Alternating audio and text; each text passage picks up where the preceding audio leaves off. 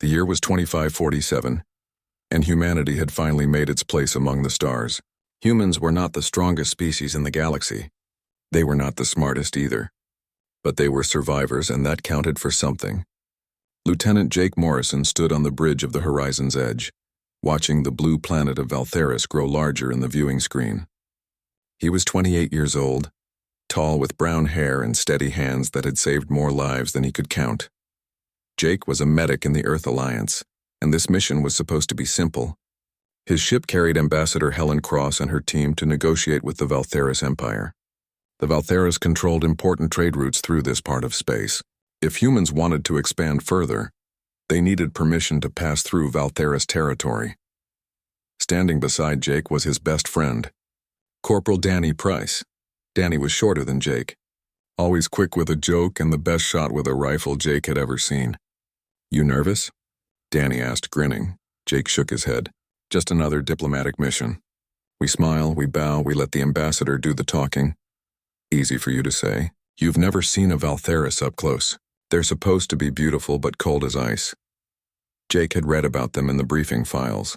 The Valtheris were an ancient race. They lived for 500 years, and their skin was made of something like crystal that changed colors with their emotions.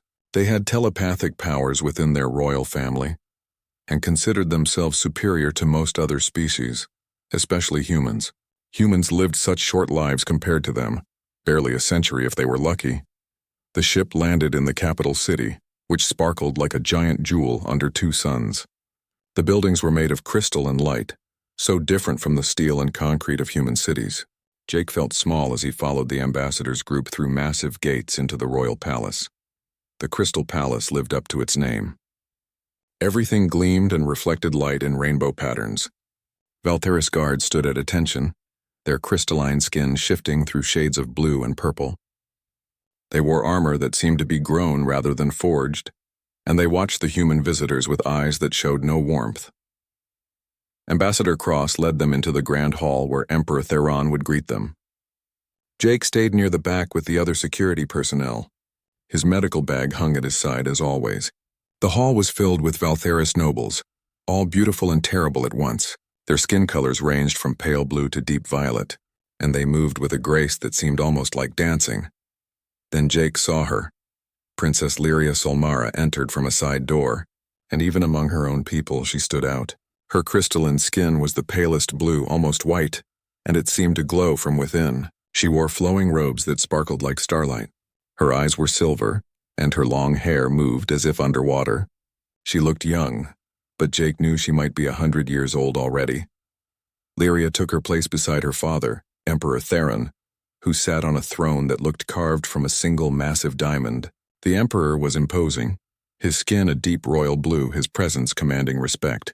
Next to him stood a male Valtheris in military armor. This had to be Lord Commander Zyrax, the princess's betrothed, according to the briefing files. Ambassador Cross began her speech, talking about friendship between species and mutual benefit. Jake barely listened. He was trained to watch for threats, to notice anything unusual. That training saved lives. He noticed movement in the upper gallery. A Valtheris figure dressed in dark clothes moved wrong, too quick, too focused. Jake's hand went to his communicator just as the figure raised a weapon. "Gun!" Jake shouted, but his warning was lost in the sudden chaos. Energy weapons fired from 3 different positions. Rebels, Jake's mind registered. The Valtheris guards moved to protect the Emperor, but they were too slow. One of the energy bolts formed into a spear of pure plasma, bright red and crackling with power. It flew straight toward Princess Lyria. Time seemed to slow down. Jake saw the spear hit her directly in the chest. He saw her silver eyes go wide with shock and pain. He saw her begin to fall. All around him, people were screaming and running. Guards were shouting. But Jake only saw the princess falling and the energy spear lodged in her chest, spreading dark corruption through her crystalline skin like cracks in ice. Everyone else seemed frozen. The Valtheris had strict rules about touching royalty. Even to save her life, no one moved forward. The spear was killing her, Jake could see that. The corruption was spreading from the wound, turning her glowing skin dark and brittle. Jake ran. He didn't think about protocol or rules or the fact that he was a human touching alien royalty. He only thought about the fact that someone was dying and he was a medic. His boots pounded on the crystal floor as he sprinted toward her. Valtheris guards turned, shocked but too confused to stop him. Jake dropped to his knees beside Lyria. Up close he could see her skin was cracking around the wound, spreading fast toward her heart. The energy spear was still active, still pumping corruption into her body. He had to get it out. "I'm sorry," he said, though he didn't know if she could hear him. Jake grabbed the spear with both hands. The heat was incredible, burning through his gloves instantly. He felt his skin blister and char, smelled his own flesh burning. The pain was blinding, but he held on. With all his strength, he pulled. The spear resisted as if it had grown roots into her body. Jake set his feet and pulled harder, ignoring the agony in his hands. The princess's eyes found his, and in them he saw fear, confusion, and something else he couldn't name. The spear came free with a sound like breaking glass. The moment it left her body, light exploded between them.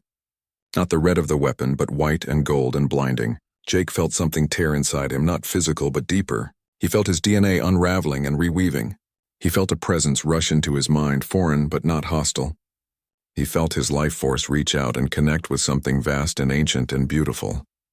Lyria gasped, her hand reaching up to touch Jake's face. Where her fingers touched his skin, more light bloomed. The corruption around her wound began to reverse, pulling back like a tide. Jake's burned hand started to heal, crystal patterns forming over the damaged skin. "What's happening?" Jake managed to say, but his voice sounded far away. The princess tried to answer, but then her eyes rolled back. Jake felt himself falling too, felt consciousness slipping away. The last thing he saw was Emperor Theron's face above him, twisted in shock and fear. The last thing he felt was the princess's heartbeat, steady and strong, beating in time with his own. Then darkness took them both, and the palace erupted in shouts and confusion. The human medic and the alien princess lay unconscious on the crystal floor, their hands still touching, light still pulsing between them. Neither knew that their lives had just become permanently entwined, bound together by forces neither science nor magic could fully explain. Neither knew that they had just fulfilled the first part of an ancient prophecy, and neither knew that they would never be apart again. Jake woke up 3 days later in a room he didn't recognize. The ceiling was crystal, like everything else on this planet, and soft blue light filtered through it. His body felt strange, heavy but also lighter at the same time. When he tried to sit up, pain shot through his chest like someone had punched his heart. "Don't move yet," a woman's voice said. Jake turned his head and saw Dr. Christine Palmer, the human physician from his ship. She looked exhausted, dark circles under her eyes. "You've been through something no human has experienced before. Your body is still adjusting." "Adjusting to what?" Jake asked. His throat was dry. Christine handed him water. "You and Princess Lyria are connected now." "Biologically connected. When you pulled that spear from her chest, something happened. Your DNA and hers started merging. We don't fully understand it yet, but you're alive and so is she, so we're calling it a win." The memories came flooding back. The spear, the light, the feeling of something vast entering his mind. "Where is she?" Jake asked. "In the next room. She woke up yesterday." Christine paused. "Jake, there's something else. You can't be far from her. We tried to move you to a different wing of the palace, and both of you started having seizures. You need to be within 50 meters of each other, or you both experience severe pain." Jake stared at her. "You're saying I'm stuck here? With an alien princess I don't even know." "I'm saying you saved her life, and now your lives are linked.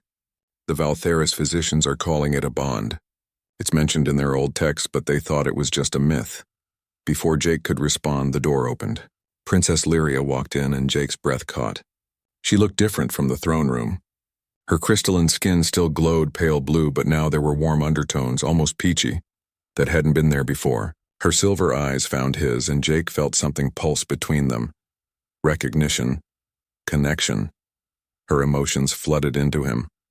Confusion, fear, curiosity, frustration. "You feel it too?" Lyria said. Her voice was melodic but strained. "Your feelings are so loud in my mind. Humans feel everything so intensely." Jake tried to block his emotions, but he didn't know how. "I didn't mean for this to happen. I just wanted to help." Lyria moved closer, and the pain in Jake's chest eased with each step she took. By the time she sat in the chair beside his bed, the pain was gone completely. "I know," she said quietly. I can feel your intentions. You cannot lie to me through this bond, and I cannot lie to you. It is both a blessing and a curse. Over the next few days, Jake learned what that meant. He and Lyria were given quarters in a neutral section of the palace, rooms that connected but gave them some privacy. They had no choice but to spend their time together. If Lyria walked too far down the hall, Jake would feel pain building in his chest. If he went to the medical wing without her, she would double over in agony. The Valtheris court was in chaos. Lord Commander Zyrax demanded that the bond be broken, calling Jake a contamination of the royal bloodline. Emperor Theron held daily meetings trying to decide their fate. Ambassador Cross worked hard to keep the peace, but anti-human sentiment was growing among the Valtheris nobles. Through it all, Jake and Lyria were forced to know each other in ways most people never did. Through the bond, they couldn't hide their true feelings. When Lyria felt angry about losing her freedom, Jake felt it as a storm in his mind. When Jake felt guilty about disrupting her life, she experienced his self-blame like acid. But they also shared good moments. One evening, Danny visited Jake, bringing human food that Jake had been missing. Danny laughed when he saw them sitting on opposite sides of the room, as far apart as they could manage without pain. "You two look like children being punished," Danny said, grinning. "Come on, Jake, she's beautiful, you're cosmically married, and you get to live in a crystal palace." "I've had worse assignments." Despite herself, Lyria laughed. It was the first time Jake had heard her laugh, and he felt the warmth of her amusement through the bond. It surprised both of them. "Your friend is amusing," Lyria said after Danny left. "He does not fear me or treat me like fragile crystal." "Danny doesn't fear anything," Jake replied. "It's both his best and worst quality. What about you, Jake Morrison? What do you fear?" Jake was quiet for a moment. Through the bond, he couldn't lie. "I fear that I've trapped you in a life you never wanted, that every day you'll resent me more for saving you." Lyria's emotions flowed to him, complex and layered. "I feared death," she said finally. "The energy spear was designed specifically to kill Valtheris. It corrupts our crystalline structure from within. Without your intervention, I would have died in minutes in agony. You gave me life, Jake Morrison. Even if this life is not what I planned, it is still life." The Valtheris physician, Healer Voss, visited them daily to study the bond. He was old even for Valtheris, his skin a faded purple, but his mind was sharp. One day he brought news that changed everything. "Your DNA has created something new," Voss explained, showing them complex medical scans neither fully understood. "A third genetic sequence, a hybrid of both your species. It is still forming, still growing stronger." "What does that mean?" Jake asked. Voss looked between them. "It means if the transformation completes, you will be permanently changed. Neither fully human nor fully Valtheris, but something in between. And there is another implication." He paused. "You will be able to reproduce, to create children." The shock hit both of them like cold water. Lyria stood abruptly. "That's impossible. No species in the galaxy can interbreed naturally. It requires genetic engineering, and even then the success rate is minimal." "Your bond defies what we thought possible," Voss said calmly. "The Emperor must decide soon whether to allow this bond to continue or attempt separation. If it completes its transformation, reversal may become impossible." After Voss left, Lyria paced their shared space while Jake sat in silence. He could feel her inner turmoil, a whirlwind of emotions. Finally, she stopped and looked at him. "What do you want, Jake Morrison? If you could choose freely, what would you choose?" Jake met her silver eyes. "I'd choose for you to be happy. If breaking this bond would give you your old life back, I'd try it, even knowing it might kill us both." Lyria moved closer until she stood directly in front of him. "My old life was scheduled and controlled. I would have married Zyrax for political reasons. I would have spent centuries doing my duty, never choosing anything for myself. This bond terrifies me, but it is the first thing in my life that I cannot control, and perhaps that is not entirely bad." She reached out and touched Jake's hand. Where their skin met, a soft glow appeared, warm and gentle. "Your emotions are chaos to me," she continued. "But they are also vivid and alive. You feel joy intensely, sadness deeply, love fiercely. We Valtheris spend so long controlling our emotions that we sometimes forget to feel them at all." Jake felt hope rising in his chest. And through the bond, Lyria felt it too. "Maybe we can make this work," he said. "Perhaps," Lyria agreed. "Though I suspect it will not be easy." Outside their quarters, the palace continued its debates. Sirax plotted in shadows. The emperor struggled with tradition versus compassion. But inside their shared space, a human and a princess took the first real steps toward understanding each other. Bound by fate, learning that sometimes the best things in life are the ones we never planned. Emperor Theron stood before his court and declared that Jake and Lyria must face the trial of unity. It was ancient law, he explained, that any royal bond must prove its worth to the empire. 3 challenges would test whether their connection deserved to exist or should be broken, regardless of the cost. Jake stood beside Lyria in the grand hall, aware that hundreds of Valtheris eyes watched them. Lord Commander Zyrax had been appointed chief judge, and the satisfaction in his crystalline features made Jake's stomach turn. Through the bond, he felt Lyria's determination mixed with fear. The first challenge will take place in the crystal caves beneath the palace, Zyrax announced. These caves have trained Valtheris royalty for millennia. They respond to thoughts and emotions, creating physical manifestations of inner truth. Princess Lyria knows them well. Let us see how the human handles what his chaotic mind creates. The caves were beautiful and terrifying. Crystal formations grew from floor and ceiling, and they pulsed with inner light that shifted colors. As soon as Jake stepped inside, he felt the caves reaching into his mind, reading his thoughts, his fears, his doubts. "Stay calm," Lyria whispered beside him. "The caves feed on strong emotions. We Valtheris trained from childhood to control our feelings here. But Jake was human. He felt things intensely, quickly, without the centuries of control that Valtheris learned. Within minutes, his fears began to manifest. Shadow creatures formed from the darkness, shaped like the friends he'd lost in combat, the patients he couldn't save. They whispered accusations, and Jake felt panic rising. Fire erupted from his emotions, walls of flame blocking their path. The temperature soared.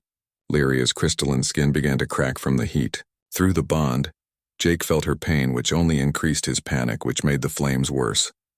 "Jake," Lyria said firmly, taking his hand. The moment they touched, cool calm flowed from her into him. "Feel what I feel. Not emptiness, but peace. Like still water." Jake closed his eyes and focused on the bond. Lyria's presence in his mind was like a clear pool, deep and serene. He tried to match that feeling, to let his human intensity settle into something more controlled. The flames began to shrink. "Good," Lyria encouraged. "Now help me. The caves grow too cold with only my emotions." Jake realized she was right. The path ahead was forming ice, sharp and dangerous from Lyria's emotional control. Too much control, freezing everything. "Feel what I feel," Jake said, echoing her words. He thought of things that made him happy. Danny's stupid jokes. The first time he'd saved a life. The sunrise on Earth. Warmth flowed through the bond to Lyria. Her ice began to melt, but not into water. It transformed into something new. Crystal structures that glowed with internal warmth. Jake's fire calmed into steady light instead of wild flames. Together they created a path that was neither too hot nor too cold, neither too chaotic nor too controlled. By the time they emerged from the caves hours later, both were exhausted but alive. The watching court murmured in surprise. No one had expected them to succeed. The second challenge came the next day. Jake and Lyria were separated into different rooms. Zyrax explained the rules with barely hidden satisfaction. "Each of you will be offered freedom from the bond. The price is that the other will die. This will reveal your true character. Do you choose yourselves or each other?" Alone in his room, Jake stared at the device on the table. One button press would free him from the bond. He could go home to Earth, back to his normal life. All it would cost was Lyria's life. Through the bond, even separated by walls, he could feel her presence. Her curiosity about the universe, her dry humor that emerged when she felt safe, her strength that came from centuries of bearing duty she never chose. She had started to matter to him, not as an obligation, but as a person he genuinely cared about. Jake didn't press the button. In her room, Lyria faced the same choice. Freedom from the bond, from the human whose emotions filled her mind like constant noise. She could return to her controlled life, marry Zyrax as planned, do her duty as she'd been raised to do. But she thought about Jake's fierce determination to save lives, his loyalty to his friends, his willingness to face an entire alien empire for her sake. Through the bond, she'd felt his true heart, and it was good. Lyria didn't press the button either. When they were brought back together, Xerax's face showed shock. "You both refused freedom?" "I won't buy my life with someone else's death," Jake said simply. "He is worth more than my comfort," Lyria added. Even some of the nobles who had opposed them looked moved by this. The trial continued. The third challenge required them to prove their bond served the greater good. Xerax argued they weakened the royal bloodline. Ambassador Cross argued they represented peace between species. But it was Jake and Lyria who proposed something radical. "The Valtheris are dying," Lyria said to the assembled court. "Our birth rates drop every century. We pursue genetic purity, but that purity is becoming extinction." Jake continued, "Humans are adaptable. We change, we grow, we survive. Our merged genetics might hold answers for both our species. We volunteer to be studied, to let our bond be examined by scientists from both our peoples." Emperor Theron leaned forward. "You would allow yourselves to be research subjects?" "If it helps our people survive and understand each other, yes," Lyria said. Healer Voss stood from his position in the court. "Your Majesty, I have studied their hybrid genetics. The properties are remarkable. Resistance to the crystalline corruption that killed so many of our people in recent decades. Enhanced healing. Extended human lifespan, restored Valtheris fertility. This bond could save us." The court erupted in discussion.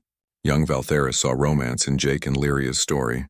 Older nobles began to see practical benefits. Even Xerax's supporters wavered. Finally, Emperor Theron stood. "I have decided.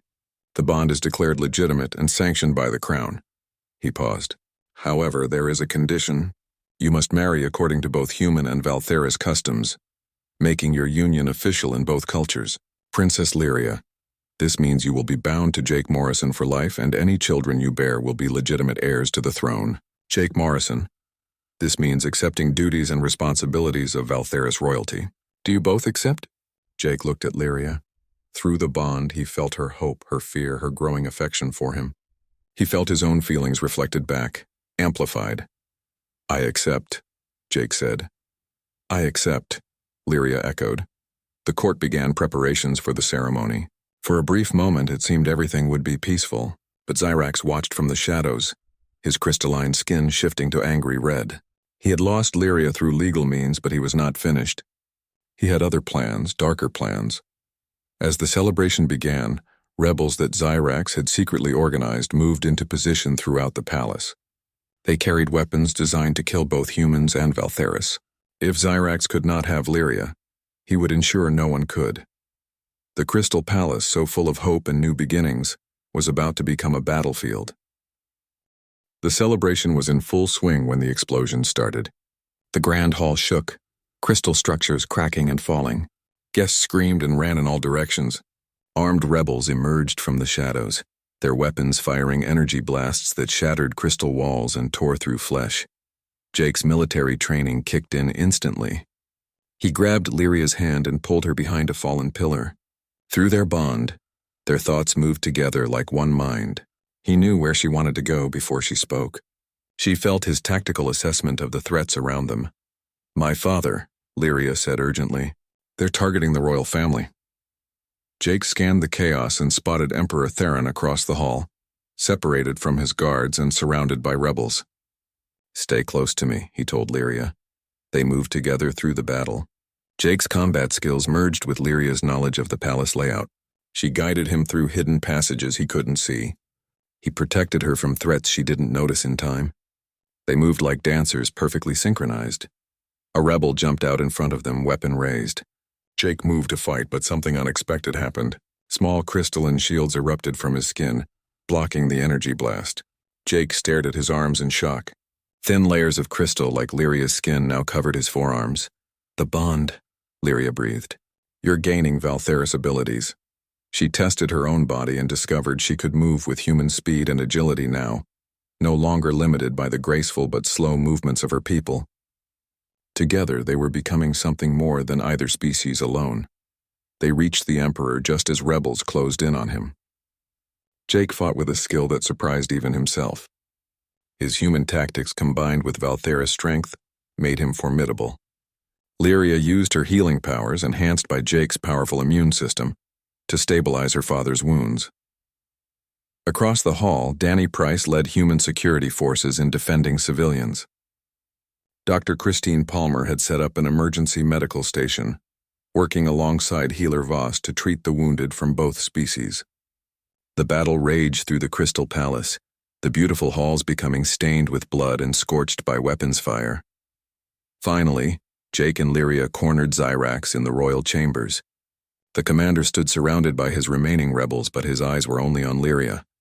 "You were supposed to be mine," Zyrax said, his voice bitter. "We were perfect together. Pure Valtheris bloodline, centuries of tradition." "We were a political arrangement," Lyria replied coldly. "You never loved me, Zyrax. You loved what I represented." "And what does he represent?" Zyrax gestured angrily at Jake. "A human who lives barely a century? Who corrupts your bloodline with his inferior genetics?" Jake felt anger rising but controlled it. "I represent someone who chose her freely. Someone who sees her as a person, not a political tool." "You represent the death of everything we are," Zyrax shouted. He activated a device on his wrist. "This weapon releases a genetic poison. It targets corrupted Valtheris DNA. It will kill the princess because of what you've made her." Red mist began spreading through the room. Lyria gasped as the poison touched her skin, and Jake felt her pain through the bond like knives in his chest. She collapsed, her crystalline skin turning dark and brittle, just like when the spear had struck her. "No," Jake caught her as she fell. Through the bond, he felt the poison attacking her hybrid cells, trying to destroy the human parts of her DNA. But Jake's human body was different. Humans adapted, survived, evolved through challenges. His immune system, which had merged with Lyria's, recognized the poison as a threat and began to fight it. Through the bond, Jake made a choice. He pulled the poison into himself, absorbing it through their connection. The pain was incredible. Jake felt like his blood was on fire, like every cell in his body was being torn apart. But he held on to Lyria, kept the bond strong, and let his human adaptability do what it did best: survive. "Stop this," Lyria whispered, feeling what he was doing. "You'll die." "Not if you help me," Jake said through gritted teeth. "Remember the caves? We're stronger together," Lyria understood. She placed her hands on Jake's chest and used her healing powers, enhanced by their bond, to support his body as it fought the poison. His human immune system attacked the genetic weapon, while her Valtheris regeneration healed the damage it caused. But it wasn't enough. The poison was too strong, designed specifically to be fatal. They needed more. The final transformation, Healer Voss's voice came from the doorway. He had followed them even in the battle. "It is the only way. Complete the bond fully. Become true hybrids. When what does that mean?" Jake asked, his vision blurring from pain. "It means giving up what you were to become something new," Voss explained. "Neither human nor Valtheris, but both. It cannot be undone." Lyria looked into Jake's eyes. Through the bond, they didn't need words. She knew his fear of losing his humanity. He knew her fear of losing her Valtheris heritage. But they both knew the choice they had to make. "Together?" Lyria asked. "Together," Jake confirmed. They pressed their foreheads together and opened the bond completely, holding nothing back. Light erupted from their bodies, bright enough to fill the entire chamber. Zyrax and his rebels shielded their eyes. Jake felt his DNA unraveling and reweaving at incredible speed. He felt Lyria's essence merging with his own, becoming inseparable. The transformation took minutes but felt like hours. When the light finally faded, both Jake and Lyria had changed. Jake's skin now had subtle crystalline patterns that shimmered when light hit them. His brown eyes had gained an inner glow. Lyria's pale blue crystalline skin now had warm peachy undertones that made her look more alive than ever before. The poison was gone, neutralized by their combined hybrid immune system. But more than that, they had become something unprecedented. The first true human Valtheris hybrids, with the strengths of both species and the weaknesses of neither. Zyrax stared in horror. "What have you become?" "The future," Lyria said, her voice carrying new strength. "The future you tried to prevent." The transformation had released a pulse of energy that disabled all the weapons in the room. Zyrax's rebels found their guns dead, useless. Palace guards rushed in and captured them all. The battle was over. Later, as the palace was secured and the wounded were treated, Jake and Lyria helped however they could. Their new hybrid abilities made them incredibly effective healers. Where Jake touched the injured, his enhanced regeneration helped them recover. Where Lyria used her powers, Jake's immune system backed her up. Dr. Christine Palmer studied their transformed genetics with amazement. This is incredible. Your hybrid DNA shows resistance to almost every disease we've tested. Extended lifespan for Jake, restored fertility for Lyria. You're not just a bridge between species. You're proof that different species can become stronger together. Ambassador Cross worked to control the political damage, but to her surprise, public opinion was shifting in Jake and Lyria's favor. People from both species had watched them fight together to save lives. They had seen two different beings become one without either losing what made them special. 3 months passed. The palace was repaired. Xerax and his followers were exiled. Jake and Lyria settled into their new life together, learning what it meant to be the first of their kind. Then Lyria made a discovery that would change everything again. She was pregnant, carrying the first natural human Valtherus hybrid child ever conceived. The news of Lyria's pregnancy spread across the galaxy like wildfire. Scientists from dozens of species requested to study the child. News feeds on every human colony talked about nothing else. Some called it a miracle, others called it dangerous. But everyone agreed it was unprecedented. Jake sat beside Lyria in their quarters, his hand resting on her belly. 3 months pregnant, and already they could feel the baby moving. The pregnancy was progressing much faster than either human or Valtherus normal.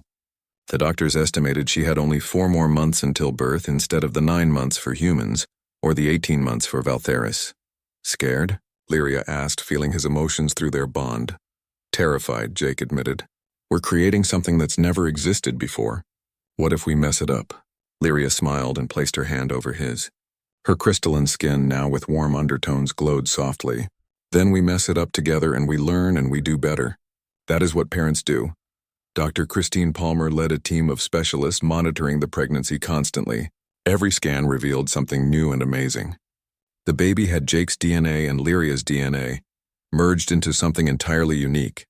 The child was developing a cardiovascular system like humans, but with crystalline structures like Valtherus. She had organs from both species working together in ways that should have been impossible, but somehow weren't. The baby is healthy, Christine assured them during one checkup. Better than healthy, actually. She's showing resistance to diseases from both species. Her cellular structure is incredibly robust. She? Jake asked, his voice catching. Christine smiled. You're having a daughter. Jake felt tears in his eyes, and through the bond, Lyria felt his joy and reflected it back to him, amplified. They were going to have a daughter. A little girl who would be the first of her kind, carrying the hope of 2 species in her tiny body. Not everyone was happy. Conservative groups on Earth argued that the child was unnatural. Some Valtherus nobles still claimed she would weaken the royal bloodline, but Jake and Lyria ignored the critics. They focused on preparing for their daughter's arrival. Danny and Christine helped them set up a nursery that blended human and Valtherus styles. They painted one wall with stars like Earth's night sky, and left another wall as pure crystal that reflected light in rainbow patterns. They gathered toys from both cultures, soft stuffed animals from Earth and musical crystals from Valtherus. You're going to be the galaxy's weirdest uncle, Jake told Danny as they assembled a crib. Danny grinned. I'm going to teach her all the important things. How to throw a proper punch, how to tell terrible jokes, how to make her dad worry. Please don't, Jake said, but he was smiling. Emperor Theron visited often, excited to meet his first grandchild. The Emperor had changed since the rebellion. He spent less time worrying about tradition and more time thinking about the future. She will be heir to the throne, Theron told them one day. The first hybrid heir in our history. She will bridge our peoples in ways we cannot imagine yet. At 6 months pregnant, Lyria went into labor. It was early by both species' standards, but the doctors had expected this. The baby developed on her own timeline, following rules that applied to neither parent species completely. The birth was difficult. Lyria's crystalline body wasn't quite designed for this, and Jake's human DNA made the baby larger than typical Valtherus infants.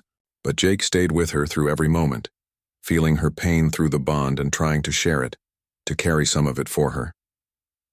Hours passed in the medical facility. Dr. Christine Palmer worked alongside Healer Voss and a dozen specialists.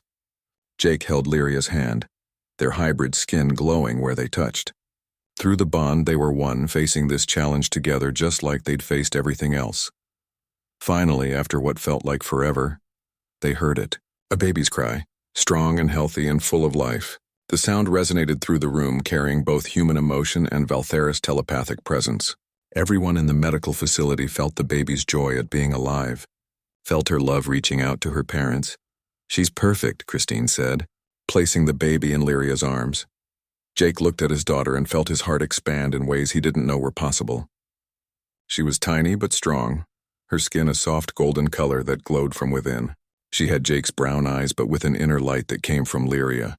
Her small hands had tiny crystalline patterns on the palms. She was human and Valtheris and something entirely new. "Aurora," Lyria whispered, looking up at Jake. "I want to name her Aurora. It means dawn in your language, yes?" "Yes," Jake said, tears streaming down his face. "Dawn, a new beginning. It's perfect." Aurora Grace Morrison Solmara became the most famous baby in the galaxy. But to Jake and Lyria, she was just their daughter. They learned how to care for her together, figuring out what worked as they went. She ate food from both cultures. She needed less sleep than human babies, but more than Valtheris infants. She grew faster than expected, developing at a rate that amazed the doctors. By the time Aurora was 3 months old, she was already showing signs of her unique nature. She had natural empathy, feeling when others were sad or hurt and responding with concern. Her laughter had a musical quality that made everyone around her smile. She was curious about everything, reaching for objects with her tiny hands, studying faces with intense focus. The broader impact of Aurora's birth rippled across the galaxy. Scientists developed new genetic therapies based on her hybrid DNA, treatments that could help Valtheris with declining birth rates and extend human lifespans. More humans and Valtheris began forming friendships and partnerships, inspired by Jake and Lyria's story. Ambassador Cross expanded her mission, working to create more cultural exchanges between species. Danny decided to stay on Valtheris as a liaison officer. Christine accepted a position as chief of hybrid medical research. Slowly, the galaxy was learning that different peoples could not just coexist but thrive together. 5 years passed. Aurora grew into a brilliant, empathetic child with her mother's intelligence and her father's compassion. She had 3 younger siblings now, twin boys named Leo and Kai, and a baby sister named Nova. Each child was unique, their hybrid genetics expressing differently, but all were healthy and happy. Jake and Lyria led the Hybrid Integration Council now, helping other bonded pairs navigate challenges. They shared what they'd learned, offered support, and showed others that love could transcend biological boundaries.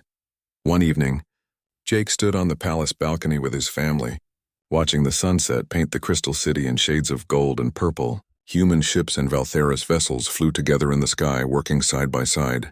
Aurora, now 5 years old, stood between her parents, holding both their hands. "Papa, look," Aurora said, pointing at the stars beginning to appear. "Someday I want to go there. I want to see everything." Jake knelt down beside his daughter. "You can go anywhere you want, sweetie. You're not limited by being human or Valtheris. You're both and more. You're the future." Aurora smiled up at him, her golden skin glowing in the fading light. "I know, Papa, you tell me that a lot." Lyria laughed softly and squeezed Jake's hand. Through their bond, they shared a moment of perfect contentment. They thought about the day he'd pulled that spear from her chest, how one act of compassion had changed everything. The galaxy was different now because of that moment. Humans and Valtheris worked together on research projects. Mixed species teams explored new worlds. Children like Aurora grew up knowing that differences made people stronger, not weaker. Jake looked at his wife, his children, and the city spread before them. He'd started as just a medic trying to save a life. He'd ended up helping to bridge 2 species and create a family that proved love knew no boundaries. "What are you thinking?" Lyria asked through their bond. Jake smiled. "I'm thinking that pulling that spear out of your chest was the best decision I ever made." Lyria leaned her head on his shoulder. "I'm thinking that letting you save me was mine." Aurora tugged on their hands. "Come on, the stars are coming out. Let's count them together." As the family turned back inside, their laughter echoing through the crystal halls, the palace around them seemed to glow brighter. 2 species had learned to love. 2 different beings had become one family. And from that family, a new future was being born. One child at a time, one moment of connection at a time, one act of courage and compassion at a time. The prophecy had been fulfilled, but it wasn't really about prophecy at all. It was about choice. Jake had chosen to act when others froze. Lyria had chosen to accept rather than reject. Together they had chosen love over fear, unity over division, hope over despair, and that choice, more than any ancient text or mystical bond, was what had truly changed the galaxy forever.